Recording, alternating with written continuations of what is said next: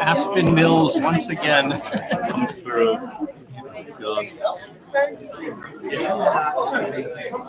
Okay, now you're going to have to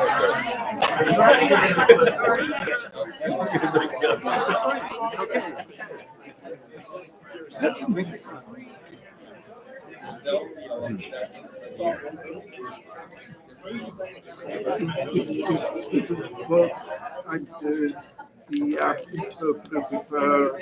in MOTT, MCT. Oh,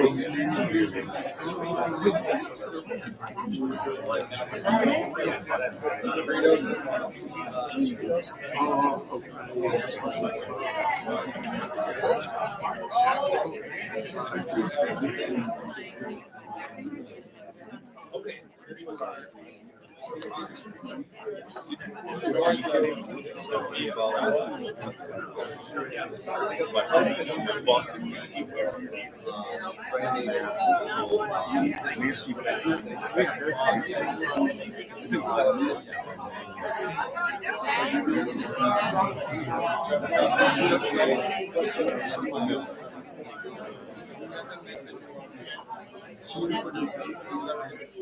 You're at that house.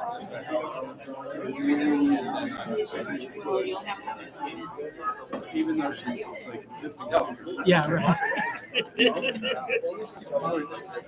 I know, that's all you have to look at.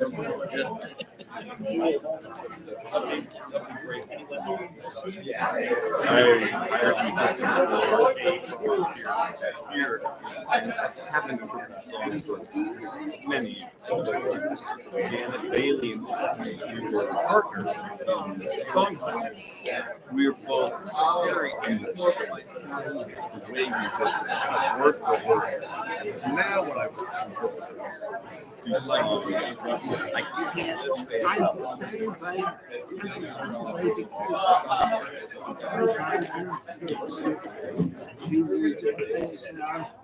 Test 1, 2. Hello, everyone. Much like the Oscars, we're getting a later start, but nobody knew it. So there's now coffee in the back of the room. If you haven't received it yet or haven't gone to get it. And we'll just get everyone to end their closed session meetings and call the meeting to order. My agenda. All right. So if you haven't scanned in, you still have a chance to do that. I'd like to give Ned Barker credit for this innovation.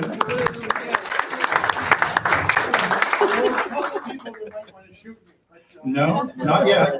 They'll shoot me first.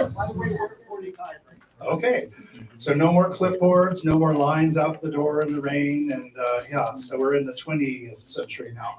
But anyway, thank you for participating in this. This is going to be a great tool. I've already heard other city groups saying, hey, we want to do that. So come to 1PS for the innovations of town. I need to get an approval for this agenda tonight. Peter Sipkins in a second. Val Hamba, okay, thank you all. Our bylaws say we have to do that. All right, we need another bylaws matter. We need to approve the minutes of the February meeting. Can I get a motion for that? Dan Ganella. Where were they distributed? I looked on the website. Oh, shoot, I didn't get them. Mr. Secretary. They're on the web, they're in the Google Drive, right? They should be, yeah. We took meeting materials that weren't there. Yeah, I forgot to do. Oh, Yeah, I apologize. I didn't get them. the web guy will take it. All right. Is there a second? All right, all in favor of the minutes? Thank you. All right. Now we can get on. Bob Heinbaum. Comments. I'm very brief tonight because we started late. I would like to ask if there's anyone new tonight, new Nords, new reps, new alts, new citizens to Palm Springs. No, okay, well, welcome back, all of you. Also, how many went to the Black History Parade recently? It seems like it was an age ago. Well, I want to congratulate all the people who helped put that on, especially the 1PS booth, the car, the float. The public response was great. A lot of people stopped by and a lot of questions. So I really appreciate everyone who participated in that. Patrick, for that nice car that we all want to own. Anyway, we have other events coming up actually in fall now. So we've really kind of gotten through the, no, we haven't. There's another event. Where did she go? She in the back of the room again? No? There she is in the back of the room. All right. Joy will speak in a moment about the picnic, and we need all your ears listening to that. Okay. So we're really making time here. This is great. Our topic tonight is about Engage Palm Springs, which is a website that the city's put together. And we're so excited to learn how this is a new improved version of what we have. So Amy Blaisdell is here, and I think Denise is going to speak as well. So I'll invite you up.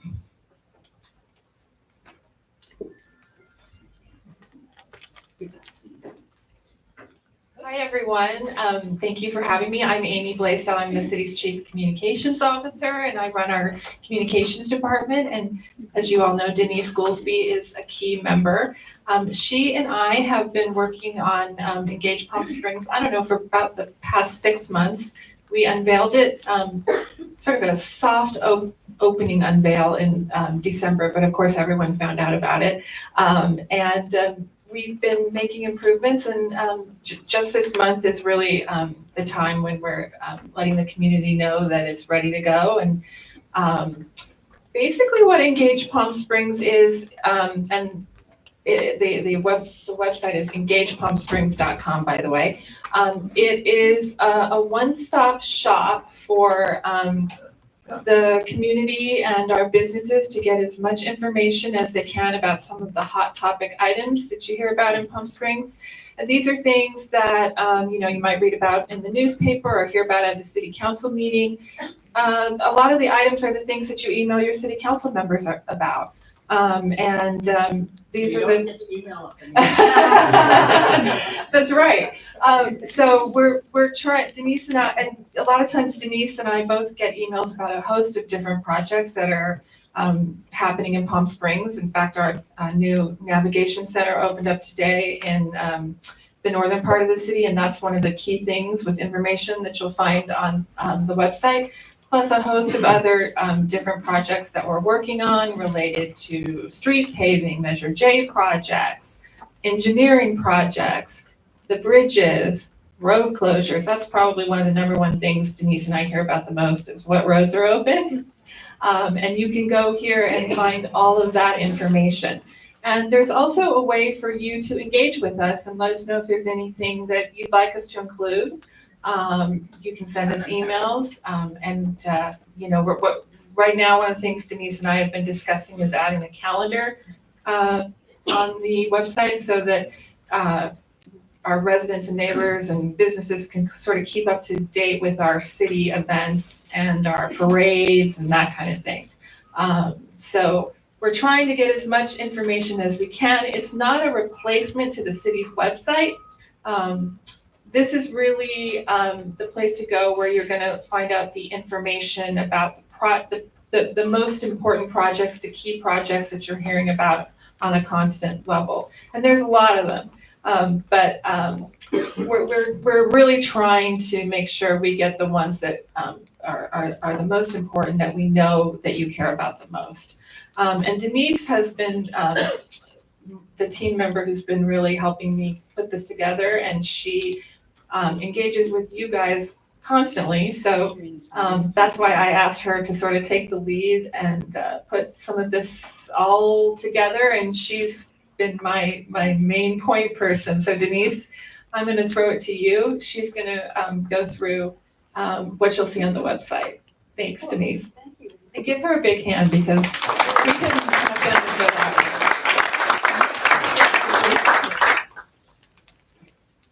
Thank you so much, Amy. It's been a great project.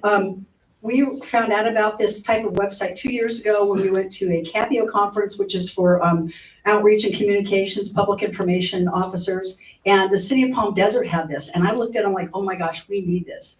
Because how many people have been on the city's website, just the website? And you have to kind of go click, click, click, click, click, go here, here, here to get it. And so our idea here is to put everything on the homepage that you would want, for information at your fingertips. Like Amy said, one-stop shop. And what we're trying to do is put everything that people are interested in. And if you have any ideas, the mayor has been so supportive of this. He's kind of given it a little bit of push. And actually, we've gotten further, I think, because of that little push. But it's an inspiration. And he came up with some great ideas. We just posted the pavement schedule for 2024. People call all the time. They call engineering, is my street going to get paved? And he suggested putting up all the Measure J projects, but it's great. It's like an encyclopedia right there of everything that's going on in the city. And it's really helpful for me, and we hope it's helpful for you. So I'm just gonna run through it real quick. This is the homepage. And on the homepage, you're gonna see these buttons. This one's probably the most used. It's road closures due to flooding, high winds, blowing sand. As you can see, current road closure, North Chinatree. Really try to keep this up to date. I can edit this on my iPhone. So it can be most of this is going to be in real time. Here's the pavement project street list listed here.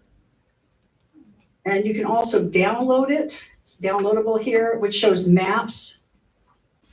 It's just more information that you can get at your fingertips than you would be able to get otherwise. Or you'd have to be digging for a long time.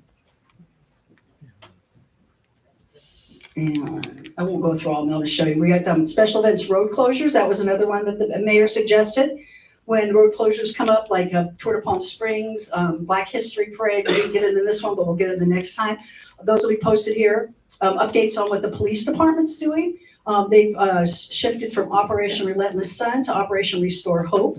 And so Chief Mills has did a little video on that, so you can find out more about that. Amy suggested putting the whole thing right here in the front so you can read it and not have to click, click, click. It's just everything that all the departments are doing in real time. Breaking news, Parks Project updates. There's going to be a Demuth Dog Park Community Meeting coming up on April 2nd. Starts at 5 o'clock. So this is the kind of information we're going to have here. Neighborhoods newsletter you can get to. Updates. And then we have a pretty good calendar on here. And like Amy suggested, we're going to make it put a calendar right on here where you can just get everything. It's just in a row and you can just, access it easily. It'll be helpful for me. And I'll swing through these. Okay, so Homeless Navigation Center. Benji just took some pictures, so I just updated this. This is what it looks like now. We had the ribbon cutting and community open house today, so we got some pictures. And the idea is to really do this, like when I work for the Desert Sun, I manage the website at night sometimes. So the big, I know, right? Don't tell me that, yeah. So it's like breaking news. So everything that came in, the news, you want to put it up and make it readable and accessible right away. You don't want it to be old news, something that happened at 6 o'clock one night. You don't want to put it up on the website like at 8 the next day. So that's kind of my mindset for this. So I get these pictures, put them up right away, let people see what's happening in real time. Okay, planning projects, engineering projects, traffic signal updates, affordable housing, Indian Canyon widening projects. You can click on all these and there'll be information about this. Plaza Theater. Look on the sidebar, there's going to be different things here. You can stay informed and subscribe. Down here, there'll sometimes be a news feed. Museum added Plaza Theater renovation plans. We'll be posting stories. Really trying to keep everything updated. It'll be a little challenging, but we're getting most of this, our department heads to keep it updated. We're going to have an event calendar right now. This links to the city's event calendar. Follow us on social media, Palm Springs Online, get involved, organize neighborhoods, information on sustainability, a picnic, Office of Economic Development, which is going to be more visible soon in the community, which it is now, looking for boards and commission recruitment. So all of this, and there's us, you can reach out to us, but on these pages, there are people that you can, let me just open one of these real quick. Engineering for say, okay.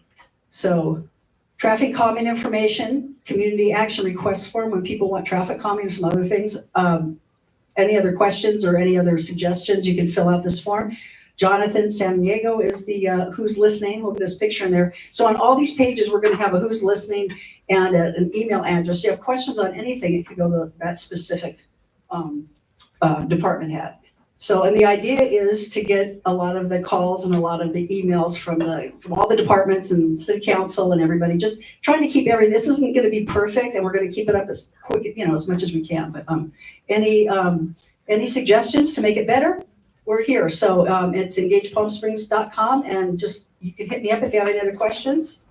And, a little more, you can just click on here and read about what it is about Engage Palm Springs. And we also have the, there we go.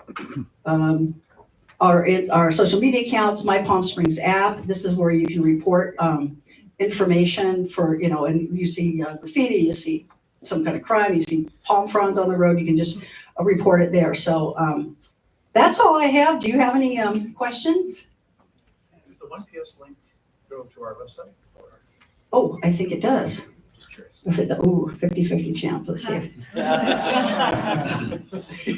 Yay. Yay, there we go. It does. Wow. Okay, here we go. Thanks. Ooh, okay, yeah. Yeah, I try to link to everybody's pages as much as I can, but yes, it's up there. Anybody else? Any questions, comments? This is actually a big thank you. This has turned into be a really good tool with our neighbors. We get so many questions related to the content you're putting on there, and to be able to give them a source that they know is a credible source that they can follow has been wonderful. So a big shout out and thank you, Amy, Denise, and the city for doing this. Thank you very much, Paul. I really appreciate it. And thank you for helping us out on Nextdoor, answering a lot of those questions that people ask over and over and over again. So thank you. All right, moving forward. Now we're at that point where everyone gets to chime in a little bit if you want, or maybe not everyone. Membership discussion topics, anything that isn't on the agenda, but you really want us to know about, to talk about for the future. Shan, nothing to say? Just lip sync battle. We have our first 5 sets of contestants. And Grace Garner is going to be the entertainment during tabulation of scores. So I'm very excited about that, but still looking for, actually we have Ernest Cecina is actually going to play for his Norg. And so if there's any other Norg that might have somebody fabulous that would like to compete, police and fire have been totally chickening out so far. But we have Stephanie from HR at the city, and a couple other really great ones. But still, I'd like 5 more. It'll be July 7th at the Cultural Center. Neighbor, locals for locals for locals. In the heat of summer, free air conditioning. Thank you, Shan. Any other NORG issues that need to be brought to our attention? Also, we want your feedback on topics like this wonderful one we had today. Anything you want us to present? We kind of go through the list, and it's often the same list, recycle, what did we do last March? So if you have anything you want us to really bring forward, please let us know. We want to hear from it. All right, we're going to move forward on to committee forum updates, and we have a picnic update. I'd like the tireless Joy to come forward and close the gap. Picnic's in what, 10 days? Can I talk from here? No, you may not. Dog toys, Denise said. There's a lot back there for dog toys that we need for the dog contest. Okay, thanks. I'll be pretty quick here. So I say. So far we have 14 neighborhoods with a booth. We can't. That are coming. The mail is slow, so consider dropping off your checks with the city, with Denise at City Hall, so we can make sure that we get them. And also remember that we're having the contest for the best neighborhood booth. So we're really excited about that. That's going to be a lot of fun. And I just want to tell you, Chris is in my neighborhood, and he warned us that we better win. So, and Lori has put together the most excellent booth. So really, if you want to win, you're going to have to try. Okay, whatever. We can throw down right now, okay? Because I think we got it. Desert Highland had the most amazing booth about 4 years ago. It was like one of the best booths ever. We didn't have a contest, I don't think then, but it was so informative. Okay, and we still need to raise a little bit of money. So if you know anybody that would like to be a sponsor, you don't have to have a booth to be a sponsor. We'll still give you lots of credit and lots of love and make sure that people know that you helped us out. Bring your cute dogs to enter that contest. And in the back, there are some of the prizes that were collected, but we will continue to collect so that we have plenty for that contest. And we need volunteers still for the 1PS booth and registration. And so we're going to be working on that. The clipboard is circulating. Wow, Bob's notes really worked. Yes, when I said that, Denise then, she was supposed to enter scene with clipboard. Okay, and it's a fun event. So plan to attend. Already checked with the mayor on that. Yes, so it will be Saturday, March 23rd, 11 a.m. to 2 p.m. in beautiful Ruth Hardy Park well, technically it's in the Movie Colony neighborhood, not Movie Colony East.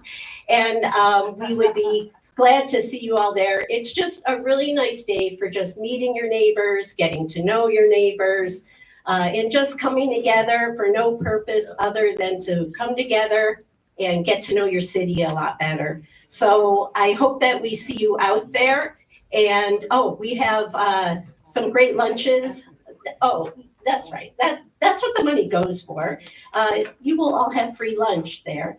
It's provided by some restaurants that are giving us some substantial discounts to provide the food there. And we have a new one. A very popular restaurant, Sandwich Spot, is going to be added to our regular group of people who are those other people that come every year that I can't think of right now. Sorry. Aspen Mills. Mika Soul Kitchen, right. Baja Springs, that's the one I always forget that one. Okay, so it's going to be loads of fun. Do you have any questions? Joy, there's applications in the back. And there's applications in the back. And if anybody has any checks, you could come and see Kat today. She's your treasurer here. And tomorrow is our picnic meeting. So we're hoping that we'll get some final tallies of what we're going to expect for Saturday after this. Danny wants to do a booth. I do a booth every year. It's really unfortunate that the CERT trailer can't be the best in the neighborhood though. Recommendation for voting. Do we have a map of where we're gonna be this year? He's still working on it. Okay.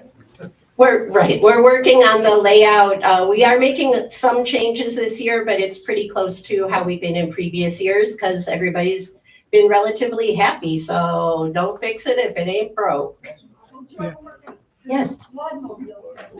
The Bloodmobile will be there. So talk about excitement.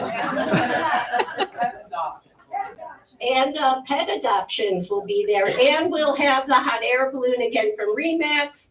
And we have some really great sponsors like JPH Rain Gutters. He's a big sponsor for us. And, he's a local dude. He does a lot of work around here. We want to give him some business too, because he's a good guy. Lori, I'm so sorry. I'm not running this. Yeah, I just wanted to say all the links to all those forms are on the homepage for 1PS, and there's also a volunteer sign up link in there too. So thank you. Good job. Mm-hmm. Appreciate that. Just quick, where's the map go when you're finally to come up with that? Well, when you arrive there, you'll pick up an envelope that will have your lunch tickets in it, and your space will be on there. And we have some college students and other volunteers that'll help you find your place. You won't be alone. We will not desert you. We are there for you. I'm sorry, it's up to him to do it. How early? Can we set up? You could come whenever you want. It's an open park. I mean, No, so. but I mean, when will we get the space? How soon? For your booth. Like 9 o'clock or? What time should they be there? Like 9 o'clock? 9 o'clock sounds good. Yes, 9 o'clock it is. Be there at 9 o'clock. What time are the tables coming? 7? Yeah, so I mean, then we set up the tables, so that would be perfect. Perfect. I know you've got a lot of work to do on our winning booth. Anything else? I remember last time you said you need to bring an awning, is that right? Or You should. Okay. I mean, it might be pretty sunny right there. So it's a good idea to have one. All right. All right. And if you have any questions, feel free you can email me, joy@crystalfantasy.com. And I'd be glad to answer any questions. Or if you want to jot down my cell number, it's 760-333-6820. Call me anytime. If I can't pick up, I won't. Thanks. Cheers for joy. Thank you. And I was reminded, in keeping with an annual tradition, since we're a very philanthropic group, if anybody is inclined to make some donations toward the bottom line of the picnic, we do appreciate it. No pressure, but sometimes people do that anonymously, so do what you wish. But thank you for being there. It's kind of our signature event of the year, so one of them. So look forward to seeing you there. We don't have a report tonight on the Food Desert Community Forum, but next month we'll have more to say about that. So stay tuned for that. All right, Mr. Mayor, are you ready to extend your long day?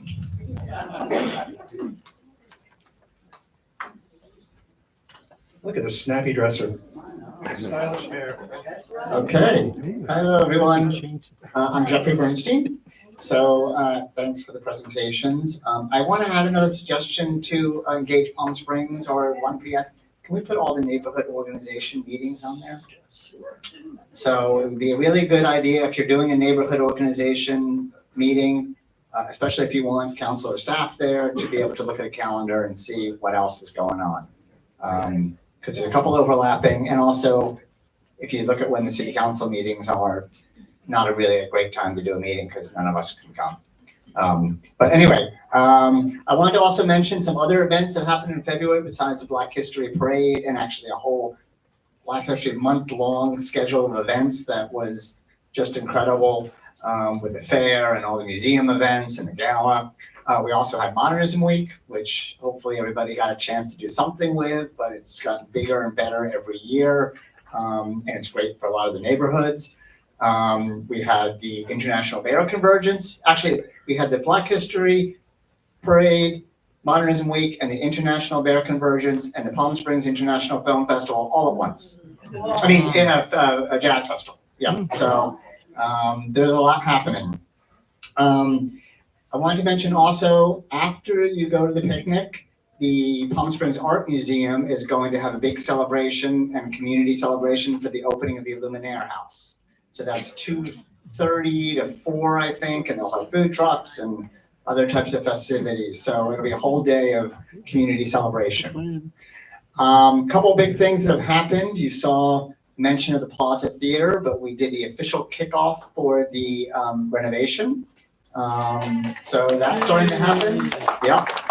So it is an exciting project. All the seats, I think, are now out of there. I'll tell you an interesting little anecdote. Grauman's Chinese got rid of their seats and put them into a landfill. Plaza Theater spent a lot of time and effort to find what theaters wanted a donation. We shipped 400 of them, I think, to a theater in Florida that lost everything from a hurricane, got rid of a couple hundred, and then gave other ones free to the community. So as far as I know, nothing really went to landfill unless they were totally trashed. So that was great news. They are still doing events for the plaza. You can still name a seat and other things because they have promised to raise another 10 million, the foundation, in addition to the 15 million that they've raised already. Also, after the last meeting, we had the grand opening for the Monarch Affordable Housing Complex, which is at Indian and San Rafael. If you haven't seen it, it's a very attractive, 60 units. I think they go from 500 to 1,400 for a 3-bedroom. This is another project where the city put in money and 80 to 90% of it came from state and county funds. And they're built to complement the mid-century Wexler steel homes that are right next to it. So they're another great addition. And then also, as was mentioned today, we had the grand open house of the Navigation Center. I know a lot of you were there. Yeah. So it actually opened last week. I just want to remind everybody a little bit about the process. So clients who wish to come, sign up at the Access Center, which is the building on LCLO, the old boxing club, starting at 8 in the morning.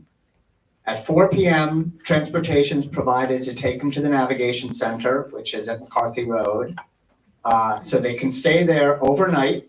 They get a bed, they get a meal, they get breakfast. There's services there, minimal. It's communal living right now. These are just overnight beds. And then at 7 or 8 in the morning, they go back to the Access Center, which has additional services. There's no walk-ins or drop-ins at the Navigation Center.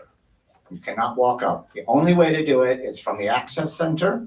And by the way, people who show up at 8, get on the list, get a bed at 4, they are guaranteed a bed every day as long as they're there by 4. So they don't have to show up in the morning all the time. Right now, I think we've had up to 39 beds filled one night. It still keeps going. And there's a few beds that the police have and fire for emergency in the night. But that's the only way that they can people can access.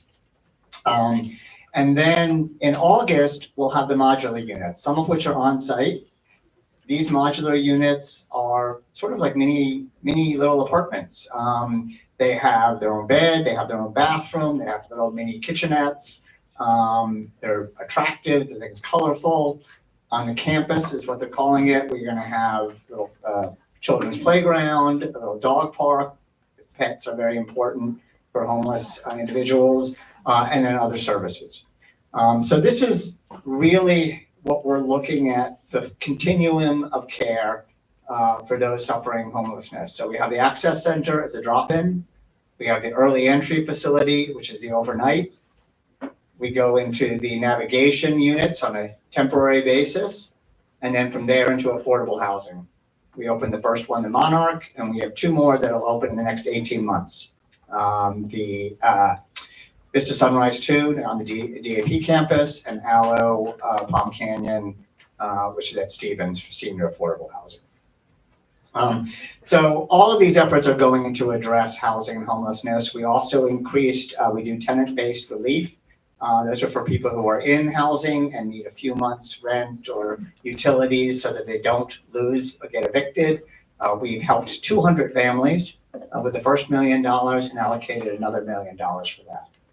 And it is far more effective to be able to give people a few months rent or pay their utilities for a couple months than to have to address if they lose their place to live. So that has also happened.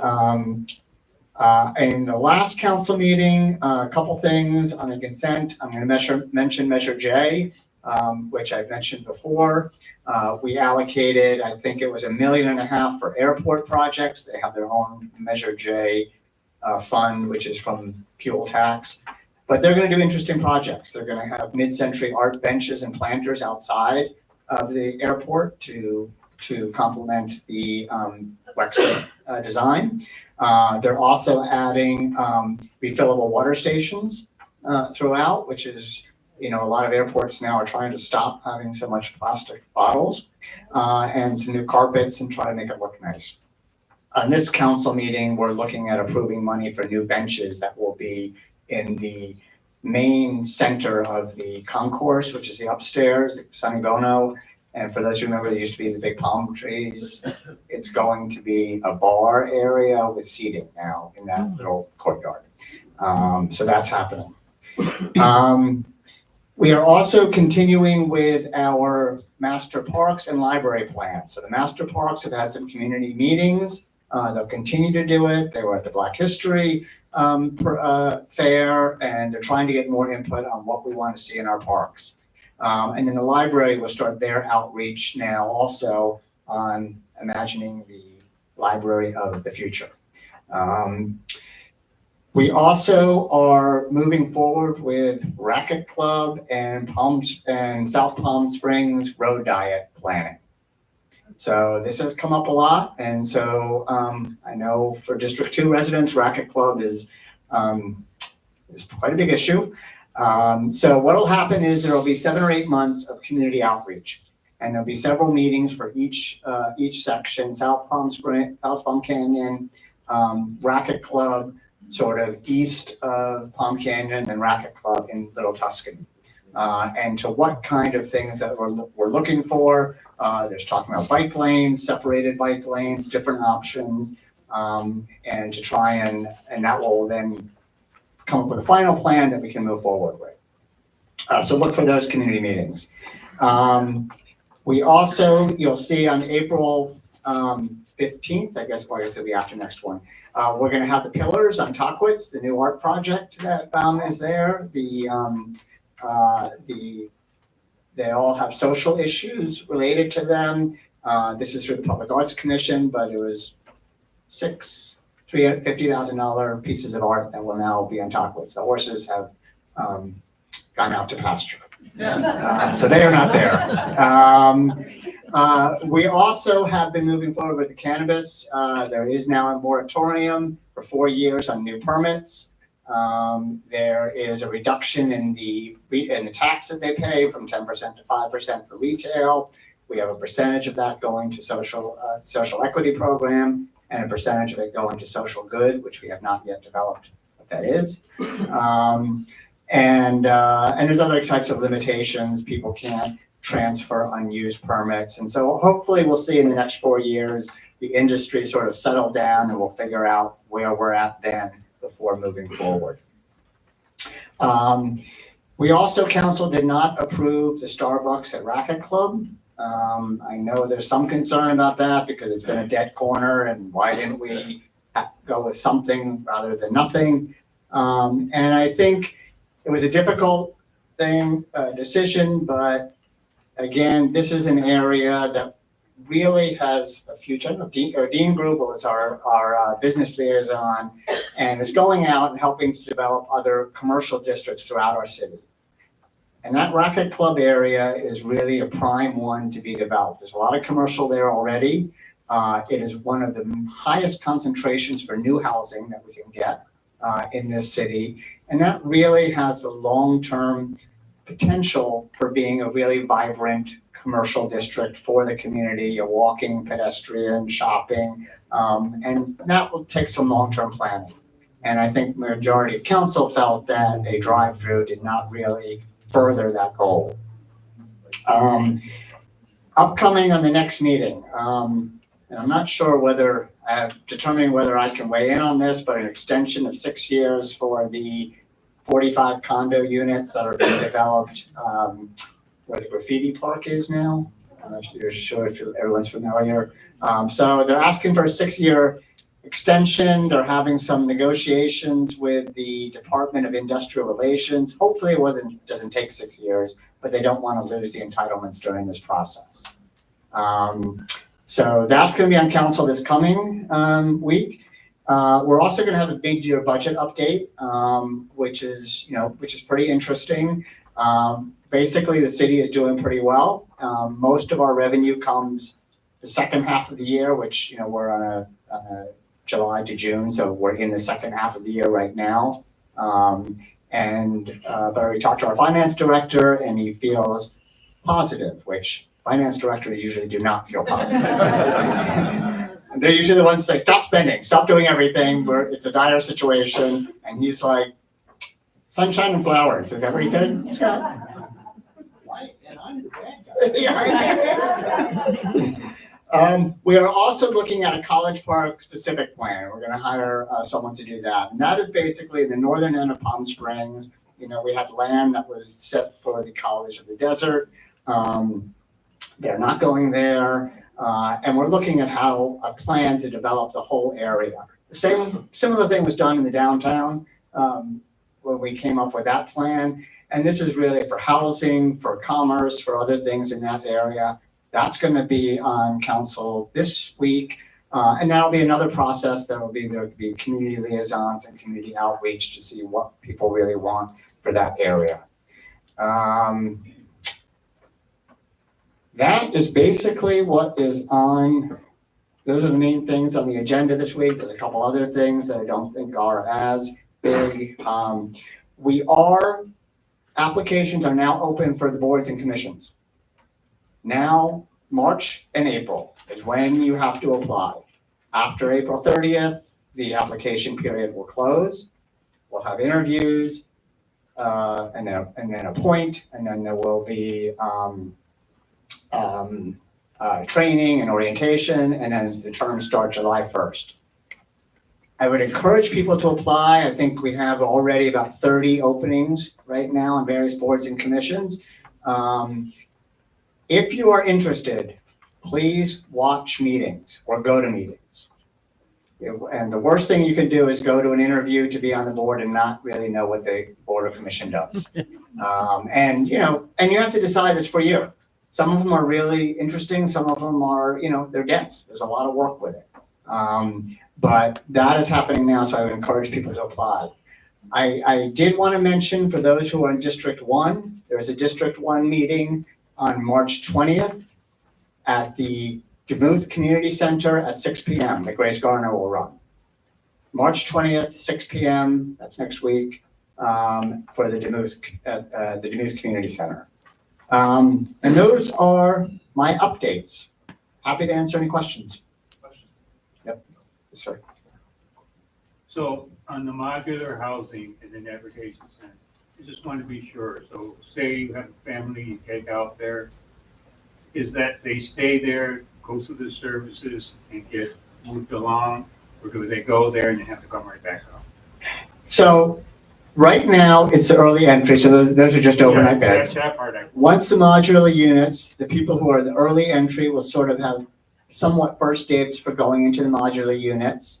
And those are the mini apartments, and they will stay there. But the idea is that it is not long-term. Right. If there's not a set date, and the idea is to get them into a real permanent housing. So they won't be kicked out, if they're doing okay, not be kicked out and put on the street again. They will be trying to move them into permanent housing. Perfect. So, so that's the way it works. There's a few of them that are set aside for transitional youth who are 18 to 24. So there's some of them for families, so there's some that have some restrictions. Tenant relief, but how is it? It's for the city's general fund. We have money put aside for for housing services. And so that's where it's coming from. We did 1 million and then we did another 1 million. Yes, sir? Yeah, you mentioned road diet for South Palm Canyon. Yeah. You didn't mention traffic circle? The traffic circle is right now, that's on the agenda, to do, the city had to buy little parcels of land for the roundabout on Indian and Palm Canyon, and that is still moving forward. It's not final, nothing is final yet. There's a meeting in 2 weeks. What's that? There's a meeting in 2 weeks about Yeah, for the roundabout. yeah, I don't know who's doing the meeting. It's a community. The community meeting, yeah. Oh, what is the date of the community meeting? That's what, I'm sorry. March 25th, at what time and where? It's at County Bagels at 5:30. Yeah, 5:30 time. Sorry, I wasn't sure what you were asking about. 'Cause it's on- Yeah, I was just surprised that it has suddenly popped up again as a topic. Well, it has been ongoing. So they did a design phase, and then what happens is you have those little corners of land that have to be purchased that aren't used. So now it's coming to this part of the community meeting to see how it works. And we understand it's an issue for the residents and especially for the businesses there, and disruption is really key. Dean has been talking to all of the South Palm Canyon and Sunny Dunes businesses on a regular basis, and trying to make sure that their concerns are addressed. I didn't mention this before, but I wanted to talk about the navigation center a little bit more, because it's been 7 years, but, you know, that is 1 year in regular people time. But it's, this is, you know, government doesn't always move that fast, but this is pretty fast. And this is really our entire, I mean, council pushed this prior to me, but it is really a great partnership between the city, the county, the state. This week, we got $2 million that our senator and congressman pushed forward and president signed off on to help keep funding it. But it was really our city staff that made this happen. And Scott Stiles gets a lot of the credit. All of our engineering, our Jay Barada and Flynn Fag, who are the housing people in our city, and then most especially our police and fire, who have been dealing on the front lines of this issue for the past, forever. And you know, the police will tell you that we've actually gotten our homeless population down in the last year significantly. And part of that is aggressively helping them get help, either get home, get services, or get housed. So this is they deserve all the credit. We just get to go to the press conference. So. Yes, sir. What might be the impact of the passage of Prop 1 for the city? What benefits might we get? It's not clear exactly. Now, some of the counties are concerned about Prop 1 because more goes to federal, but there is state money being invested in. Our county feels very confident that it'll be beneficial to us for increased funding for other services and help, especially for the mental health and housing. The specifics are not clear yet. Excuse me. Anything else? Scott. Okay. Now Scott Stiles gets to talk about all the things I missed.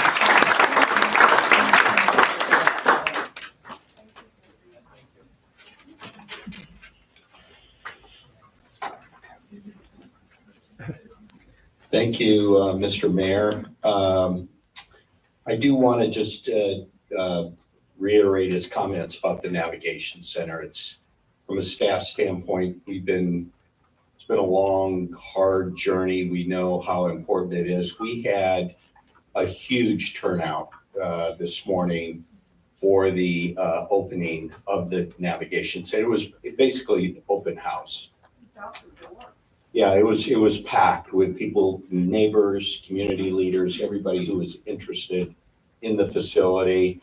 I do really want to, the mayor talked about our deputy city manager, Flynn Fag, Jay Ferrata, our housing specialist. I do want to mention a guy by the name of Joel Montalvo, our city engineer, who is really responsible for keeping the project on schedule, on time, on budget, all the construction that goes into it. So it's really been a team effort of a lot of folks. And I know from our public safety responders, our fire department, our police department, it really gives them a tool that they've never had before to be able to offer a bed to somebody. They've never been able to do that before. I know the mayor said last I heard, we had 39 people. When we opened last Monday, we had 26 people sign up, and it's been increasing each day. And last night we had 39 people that were there. So we're moving towards actually getting, approaching, the 50 or 55 beds that we're going to have there. So we're really excited about that. For folks over on the east part of town, I was southbound on Gene Autry, going over the wash area down to East Palm Canyon. And, it was so frustrating. I'd always look to the right down in the wash area, and there were lots and lots of tents and other stuff down there. I drove by it over the weekend and I didn't see anything. Now the police chief tells me there's still a couple people kind of, hunkering down in there, but I didn't see anything. So for the folks in the neighborhood, I think it's going to be good for them. It's good for getting the folks that were sleeping down there into a safe place to sleep overnight. So when I got here a year ago, we had, I think our point in time count was over 275 homeless individuals in the city. And If you talk to our police chief, I think he'll tell you the number's down to about 150 right now. So we want to keep after it. We've got a great model with the Access Center, the early entry facility, and when the modular units open, we really think we're going to have a good chance to improve people's lives and help people out. So that's again what we all want, right? None of us want to see people sleeping on the sidewalk, in the bus shelters, you know, in tents here and there. So that's what we've been focused on, been working really, really hard on it. So I'm really proud of our staff who's been doing a lot of work on it. Everybody in the city, and of course a ton of partners at the federal, state, and the county level. It's been a lot of work. So I would encourage people, we're getting to the point where we can start talking about partnerships. Where can we partner with the Palm Springs Animal Shelter to come in and give treatment and help for homeless people that have pets? Can we partner with the Mizell Center, who have a great kitchen where they serve meals for the elderly? They contacted us and said, can we partner potentially with them to help with meals? So there's a lot of things for a lot of you that are part of groups and other things to think about, you know, how we can make community partnerships really work. And so I know people are looking for ways to help out. And so, you know, think about that with some of your groups that you're involved in. I looked at the note here and it said, maybe give a little update on the Vistachino Bridge. So I know there's been, and first of all, congrats to Denise and Amy. You already got the photos up of the navigation center event this morning, so you're right on it. I'm impressed. Wow, timely. So you don't have to go to any of these things, just follow the website and Denise will keep you up to speed on everything. We've got a lot, and so, you know, homelessness is huge. Obviously, the other thing we hear lots about is all of our road closures. So, and we've got a lot going on. You all know we got $50 million for the Indian Canyon Bridge project. We're getting another $25 million from CBAG. It's going to be I don't know, probably a project north of 75 million for the segment over the wash there, so we can keep Indian Canyon open all the time. Regarding Vistachino, that's a federally funded project. We're thrilled. We got $96 million from the feds to do that, and that's going to be an elevated roadway bridge system eastbound on Vistachino. As you head east from Messina all the way to Cathedral City through that wash area is what that project will do. So it will keep us from closing down Vistachino, which is occurring all the time. These bridge projects, I know it's frustrating for me, all of you, they take forever.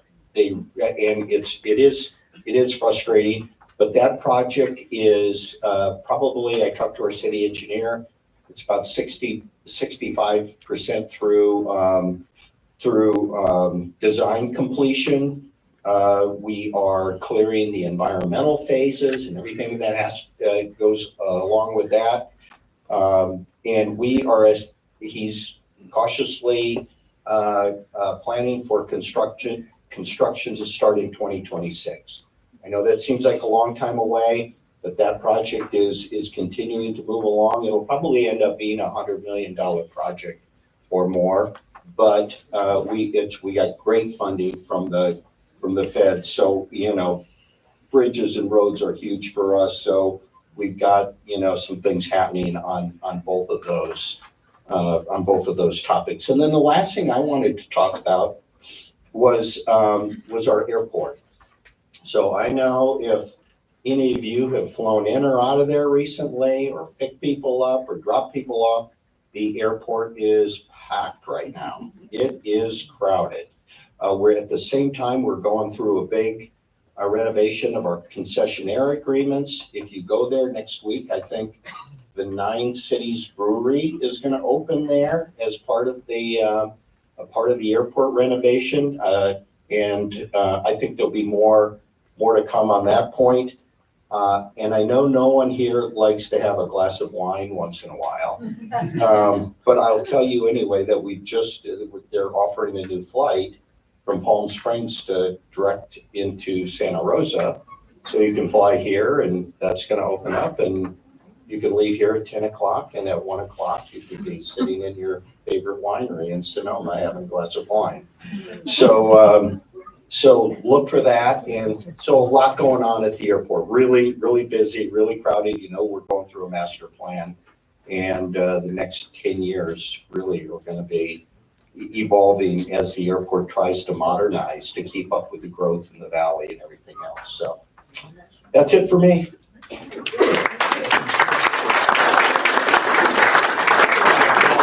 Well, I guess we'll fly to our next 1PS retreat up in Sonoma. How about that? Who wants to fundraise that? Shan, you want to fundraise for that? All right. We're winding down, but good reports yet to come. Lieutenant Villegas, speak about police issues.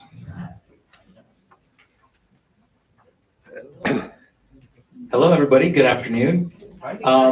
Thank you, Mayor and City Manager, for very much covering everything that has to do with the Navigation Center. So I'm not going to cover that unless you guys have any questions pertaining to the Navigation Center, how we've been dealing with stuff.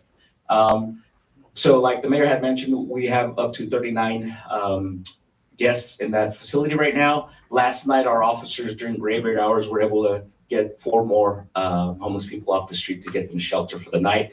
So it is working and it's a huge resource for our staff out there. So that's good news. Just wanted to cover real quick. 2 weeks ago, we did our town hall meetings where we reported our department update on the improvements that we've done with homelessness issues, violent crime, traffic, and stuff. So everybody who was there, thank you very much for your support, for being there. And if you guys have any questions, we'll wait till I'm done and then I could address some issues with that. Department update.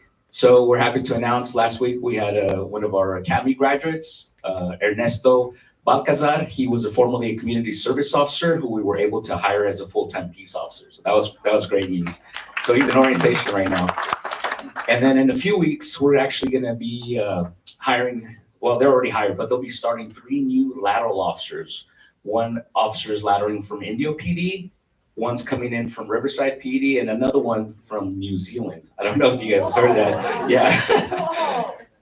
Well, he's originally from the United States, but he went to New Zealand, and he has a great story, very smart, so we're very lucky to have him. So they start, I believe, March 25th. So that's good news for us that our staffing numbers are getting up there. That's pretty much it. We're going to keep it short and sweet, so I'll open it up for questions if you guys have questions. Yes, sir. I had 2 quick Sure. questions. One, if I meet somebody who needs a bed for the night or something, what's the best thing to do? Should I contact Martha's or contact the police or? So you call, depending on the situation, contact our dispatch line, non-emergency dispatch line. We'll send an officer to go speak with him, and the referral will come through us to coordinate through Martha's Village. Okay, great. The second one is I saw a posting from Officer Browning about an auditor, I think at a post office. Do you know these First Amendment auditors? Who they stand in with a camera and.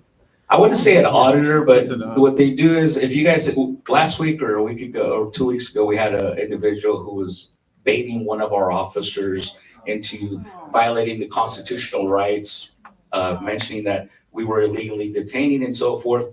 So those individuals just try to test us constantly to see if we'll bite, right? And in that scenario, our officer did a great job. He didn't get upset. He maintained his cool and explained to the gentleman, hey, we're conducting an investigation. Let us get the facts and information, and then we'll go from there. So we have those types of individuals that come and challenge us once in a while. But if you guys have seen them, they're on YouTube. They have their own YouTube channel. They go everywhere just to try to challenge law enforcement to see if we'll bite, and do an unlawful detention or even arrest or stuff like that. So yeah. So we should just ignore them, the civilians. If we Yes. see them around, just don't Yeah. engage. Okay. Don't engage, right? Oh. Can you fill in a little bit about some of the recent gun violence that's happened Yes, so I can talk about especially what's been going on with the few shootings. So I want to say a couple of weeks ago, unfortunately, we had, our shootings went back up in the north side of Palm Springs.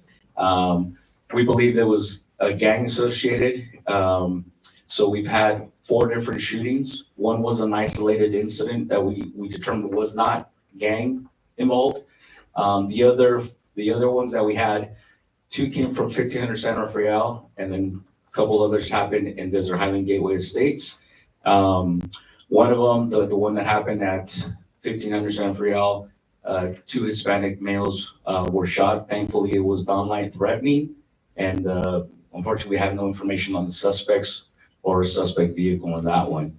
The one that happened in Desert Highland Gateway, we were able to get in pursuit of that vehicle. That happened, I believe, last week. And we were able to detain 3 of the 4 individuals with that. Unfortunately, we did not recover a firearm in that incident. There was one outstanding suspect who got away, so it's possible that suspect had the firearm. And another incident, one of our officers conducted a traffic stop I believe in the State of Brother Shopping Center off Vistachino. It was 4 gang members from 1500 San Rafael or associated with a gang. They were able to recover 4 firearms. I don't know if you saw that in our social media posts. 2 more were revolvers, and the other was semi-automatic handguns. So yeah, so since then, we've increased our patrols.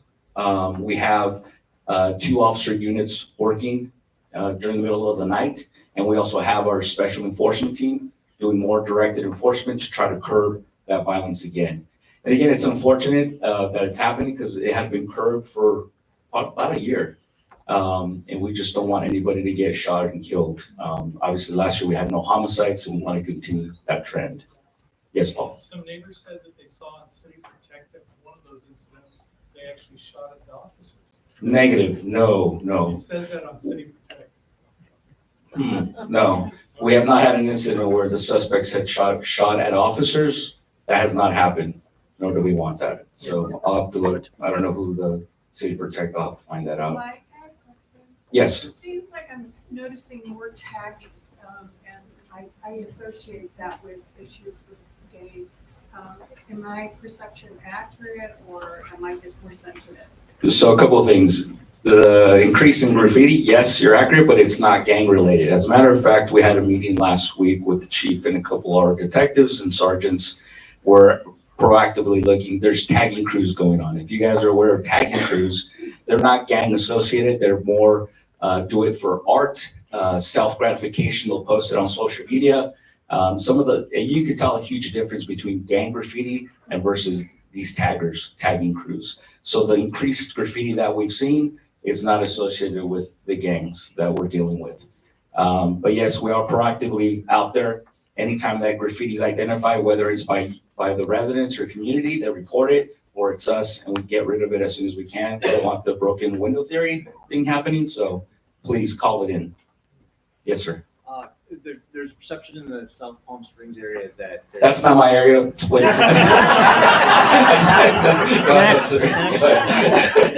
That the loitering and homelessness is increasing along the Smoke Tree shopping district. You know, that along East Palm. So that's possible. So since a lot of the homeless people were moved from the Wash area, so now they're looking for other locations to go. But our impact officers, as well as our patrol officers, are identifying those areas because we got to keep them moving, keep them going. But that could be some of the overflow from the, correct, exactly. Thank you. Yes, Paul? Would you speak to the people who are in the intersections, panhandling for money for funerals? So someone else brought that up. So we have a city ordinance that you cannot panhandle, right? And then worse is if these individuals going to the roadways in the middle of traffic, endangering their safety and the safety of the people who are driving. That is a state law. So yes, if you see those individuals, please call us, do our non-emergency dispatch line, report it, so we can have our officers respond to deal with those individuals or possibly either cite them, or if they're on probation or might have a warrant, we'll arrest them. But yeah, we have seen some, along Gene Autry, I've seen them, Gene Autry Vistachino and Gene Autry Ramon. So please give us a call. Again, our resources, sometimes we can't get there because we're dealing with traffic accidents, domestic violence, and a bunch of other things. And I don't want to make excuses, but at the same time, that's why we have this. You guys are our other sets of eyes and ears to help us out to deal with these issues, working together to solve these problems. So, thanks, Bob. Thank you. Yes, Laurie? You know how we put the sticky notes on the different topics at the town hall meetings? Yes. Do we have the results of that? Not yet, Okay. not yet. Okay. So, once we do, I'm sure the chief will make a social media or put on that type of platform to let all the residents and community know. Okay. All right? Thank you. All right, that's it for now. Thank you, guys. Would you like the mic now? Outranking your team. Thank you, Chris. Hey, good afternoon, everybody. We've got a special guest this afternoon. Kate, I heard the sirens go and I thought we were gonna miss out again, but we have one of our investigators here to really speak and really talking to a bigger subject. I'm sure everyone is aware of the Elks Lodge incident that just happened. So how terrible is that? Fatality fire, vacant building. So number one, how do we prevent those? I gave my crew orders today. I need a list of all the vacant buildings in the city. I need to work with Dana McAllister, who I think came and spoke to this group here. He's the building official for the city. So together, it needs to be really a team effort between the fire department, the building officials, police department, code enforcement, making sure those buildings are boarded up, that no one can get in, or if they need to, be torn down.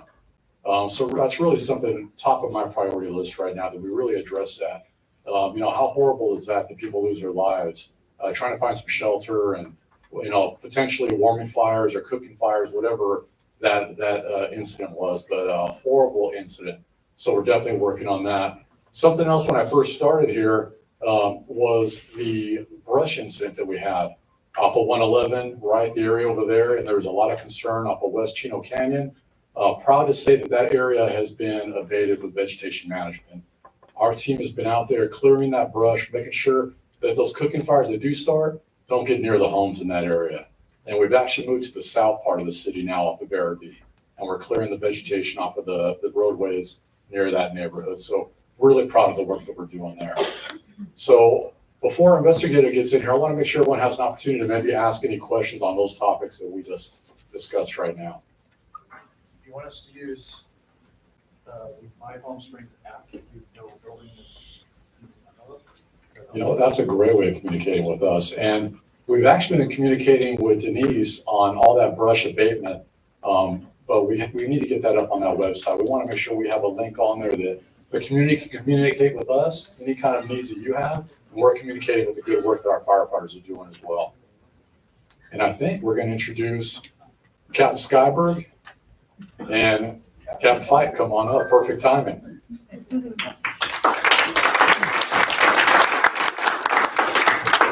So Captain Fight is one of our captains who works at our station, but he also serves as one of our fire investigators. So when there is a fire, we have shift coverage, and he covers one of our shifts. So I'll turn the mic over to him.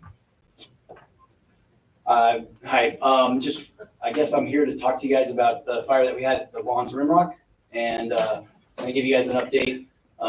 No, nothing was found to be anything having to do with incendiary when it comes to either being set by any individuals or anything having to do with any homeless.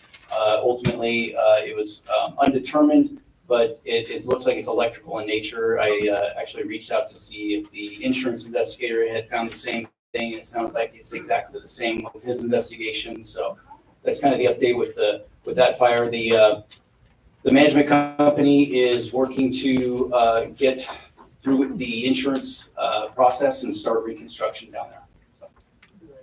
Good. Good evening, everybody. Captain Ronald Skyberg, PIO with Palm Springs Fire. This month was a very successful month for Palm Springs Fire. Being in this new position, I've been in this assignment position for 4 months now, and I really learned a lot, especially how much we network with the community and vice versa. So thank you for the support. Continue it coming. In the month of February, we went to 3 events for Black History Month. It was quite the success. We went to the kickoff basketball tournament up in the north end. And our third event we went to was Black History Month Parade, where we had a few of our guys walk in the parade along with one of our new brush trucks that we just received about 3 weeks ago. Secondly, Easter egg hunt. Please show up. It'll be at the end of the month, March 30th, Ruth Hardy Park at 9 o'clock in the morning. Come on an empty belly, and be there at sharp 9 o'clock. That's when we blow the whistle and all the kids go get the Easter eggs. And lastly, we have our tri-annual airport drill coming up still on the 8th of May. The 8th of May, it recently changed. We're gearing up for that daily. We're meeting with different departments within the city and other agencies to get us ready to go. So when we do that drill, that training drill that day, we're ready to go. Other than that, any questions? Oh, by the way, go ahead. I'll wait. No, ladies first. First of all, thank you for giving the stats for my annual meeting. Absolutely. I tried my best to represent you and let people know that you're there and what you're doing for us. Second, sir, thank you for the answer for my neighborhood, which is Remrock, because we both, Pete and I, have been fighting all the rumors and all the misconceptions about what was going on. So thank you. Sometimes that happens. Unfortunately, it's one of those things we deal with too, as far as, people talking about what they may have seen and what they may have thought they saw, so. Oh, and Chief, thank you for being there that day, learning that that attic goes all the way down the whole shopping center. Brought a lot of attention to people that, wow, they were grateful everyone was there. Yeah, thank you for that. Yeah, it was great for me to see our firefighters work. A lot of times, what I'm doing is behind the scenes, in the office, but it's great for me to get out there when, my personnel are actually out there working and doing the job, because it's incredible work that they do. And sometimes in some pretty harsh conditions. So let's give these guys a big hand.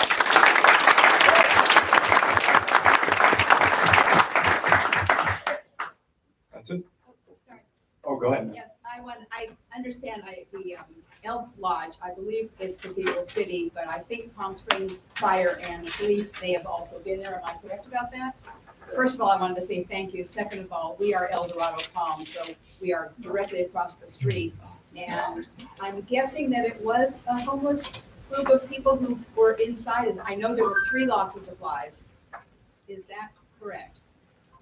So, we can speak a little bit to that. Obviously, the fire is still under investigation, but we did respond because that is right on the border.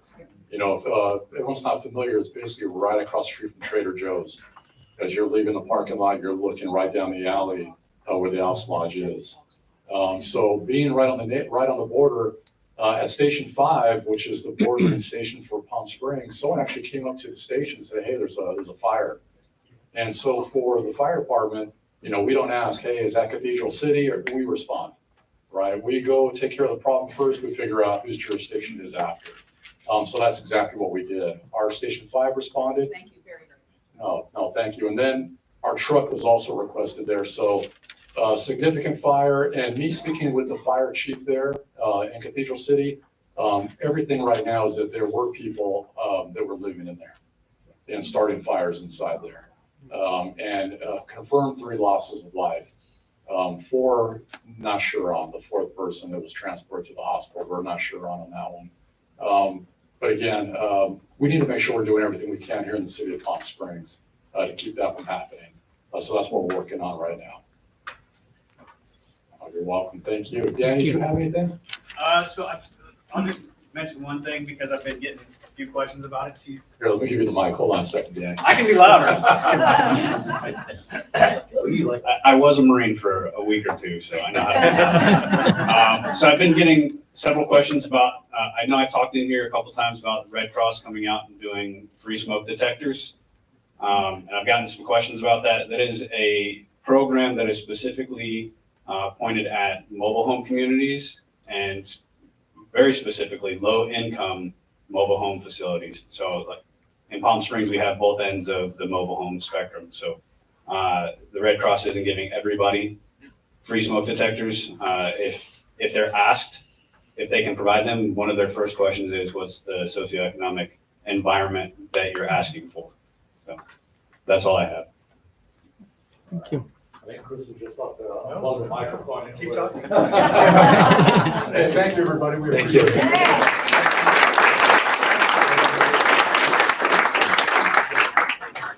All right.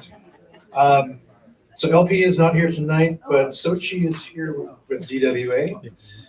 So, here she is.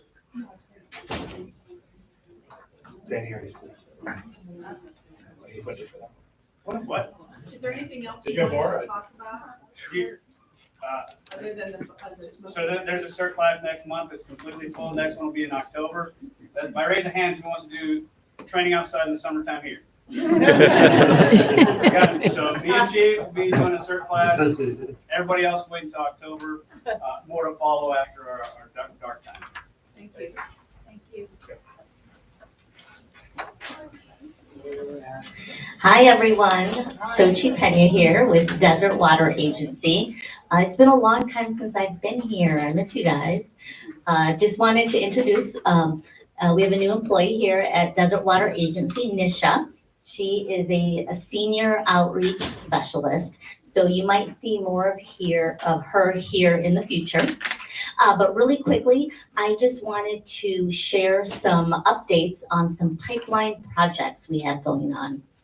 If you've been driving around town, you might have noticed some of our DWA trucks out there, and they're repairing old leaky pipes. This is a really important part of just making sure that our water system is reliable and that, we don't have leaks, because leaks can be very costly and they can interrupt, traffic. So we like to repair the pipeline before they become a big problem.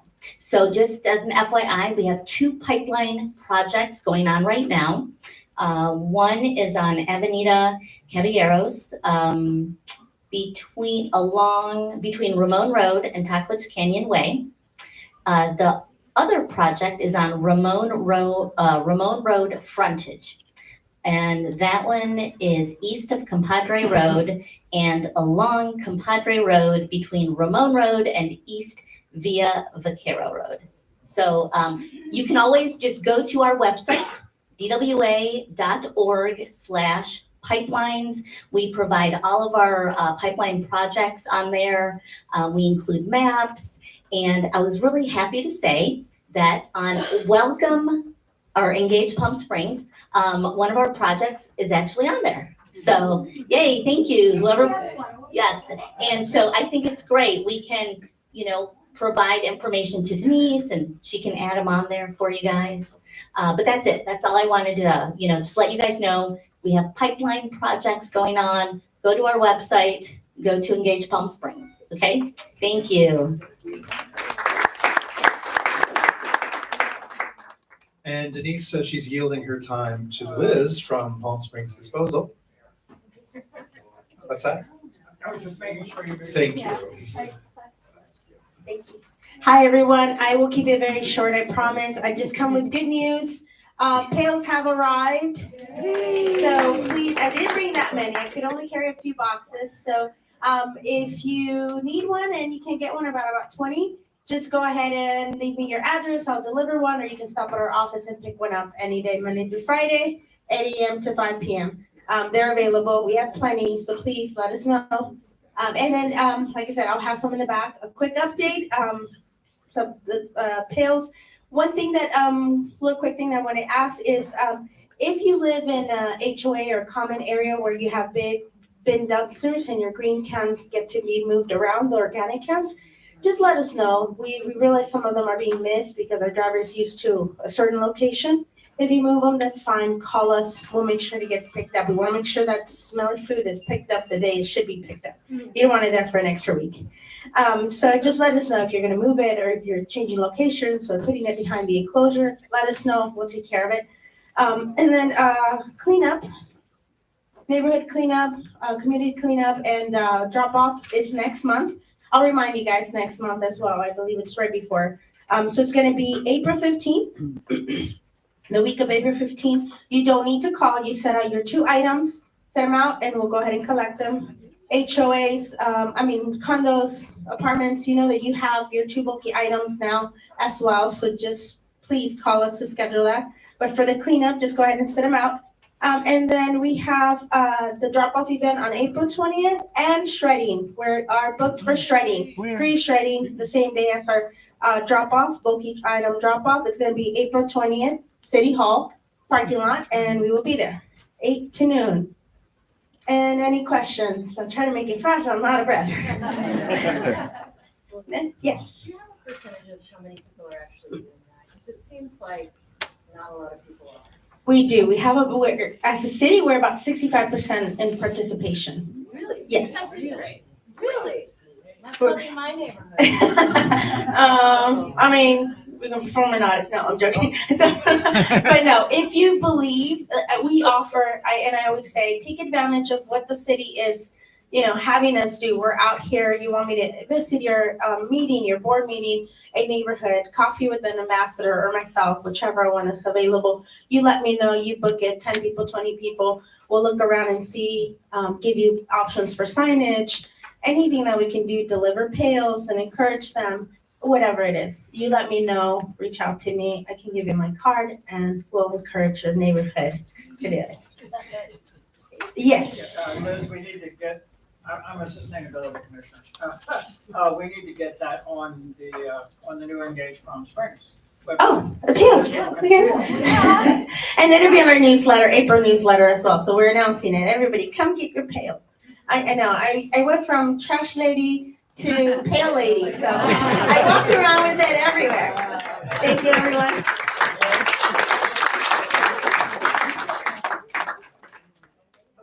Quick announcement on 2 more events. Village Fest 32nd annual birthday celebration is this Thursday, March 14th in downtown Palm Springs, beginning at 6:00 p.m. And there's going to have, looks like they're going to have cupcakes and bands and all sorts of fun stuff. So that's Thursday. And then we have Family Fun Fest that's hosted by the Palm Springs Library, and they have a lot of different events going on for kids and families, and that's on March 27th. So it's probably during spring break, I think they have it. But just we'll have these up on our event calendar on Engage Palm Springs soon. So just want to mention those. We're early. It is the Oscars, isn't it? Any public comments? Anybody from the public want to say something? Okay. With that, Shane wants to make a motion to adjourn. And a second. All right. See you all next month. Thank you for being here.